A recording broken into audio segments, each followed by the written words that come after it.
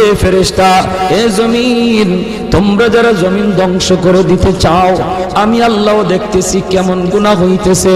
যেই মানুষে আমি আল্লাহ এত আদর করে বানাইলাম, আসমান আল্লাহ বানাইছেন কুন ফায়াকুন বইলা, ফেরেশতা আল্লাহ বানাইছেন কুন ফায়াকুন বইলা, জমিন আল্লাহ বানাইছেন কুন ফায়াকুন বইলা, কিন্তু আমারে আপনারে আল্লাহ পাক কুন ফায়াকুন বইলা বানায় নাই।